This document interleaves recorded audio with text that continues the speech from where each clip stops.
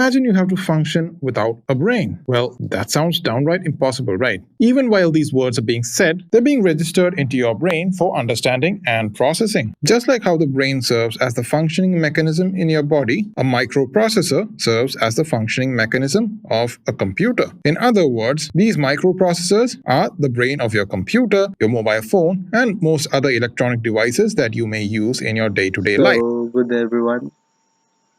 I'm Romero Tuos Surucongyapa Jr. and today we will discuss some topics in our subject ECE 37 microprocessor.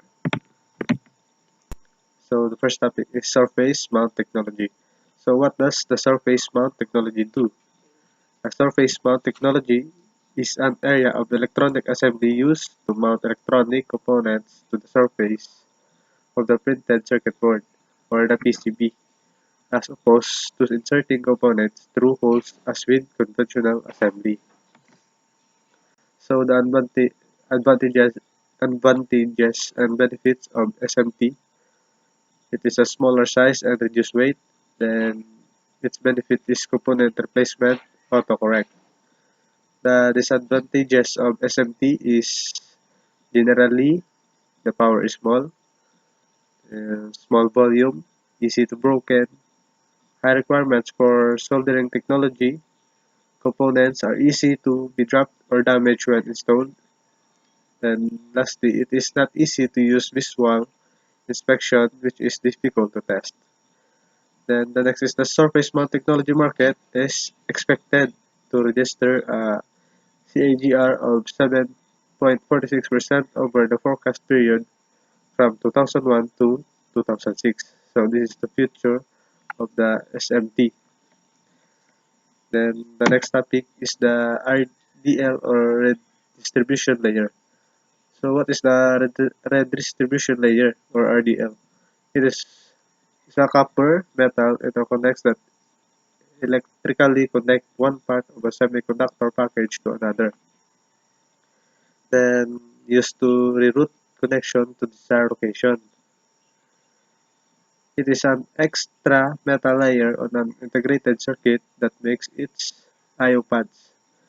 Then lastly, used to rearrange pumping layout or change pad into 5 to 10 mm thick polymer composition and area distributed pad array.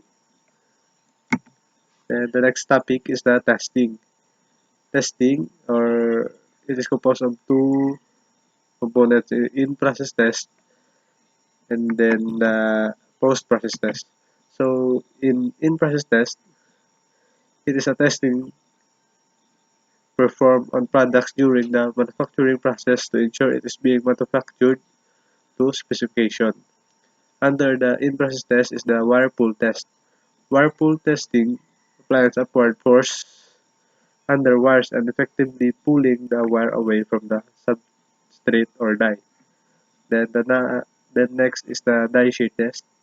It is a high force shear test to measure the tension between the die and the substrate. Then next is the post-process test.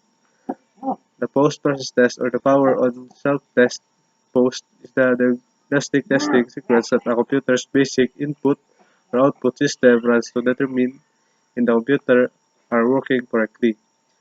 Then next is the temperature cycling. Is performed on materials to determine the resistance of exposure to alternating extremes of high and low temperature. X-ray inspection is used to evaluate objects or signs of flows which could interfere with functionality. The next is the scanning acoustic microscopy, a device which focus sound to investigate, measure, or image an object. The next is the electrical test. Is an evaluation of the parametric, functional, or timing performance of a component when electrical power is supplied. So that's the end. Thanks for watching.